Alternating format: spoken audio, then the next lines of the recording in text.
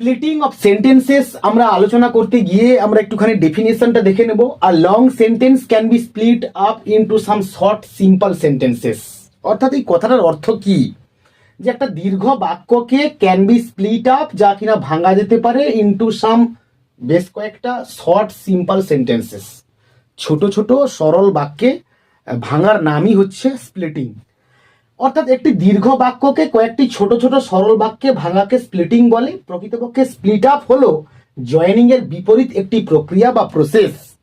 আমরা রুল হিসেবে কি মাথায় রাখবো বা কোন জিনিসটাকে আমরা জানবো, সাবজেক্ট এবং ভার্ব ব্যবহার করার দিকে আমাদেরকে বিশেষ নজর দিতে হবে এবং ঘটনার পরম্পরা আমাদেরকে বজায় রাখতে হবে। অর্থাৎ কোন ঘটনার পরে কোন ঘটনাটা ঘটেছে সেটাকে ঠিক তার ক্রমান্বয়ে আমাদেরকে সাজাতে হবে।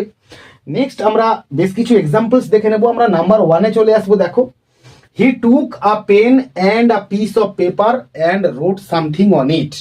তো এটা একটা কম্পাউন্ড সেন্টেন্স, এটাকে আমরা সিম্পল সেন্টেন্সে কয়েকটা সেন্টেন্সে ভাঙবো। দেখো, আমরা নাম্বার 1-এ যে বাক্যটা নিয়েছি, হি টুক আ পেন, তার মানে সে প্রথমে একটা পেন নিল, তারপর বলছে and a piece of paper, তার মানে আমরা লিখতে পারি এরকম, he took a piece of paper and wrote something on ইট।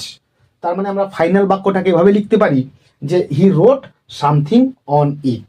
তাহলে পেপার আগে ব্যবহার করেছি, সে কারণে এখানে ইট লিখলাম আর পেপার কথাটা লিখলাম না।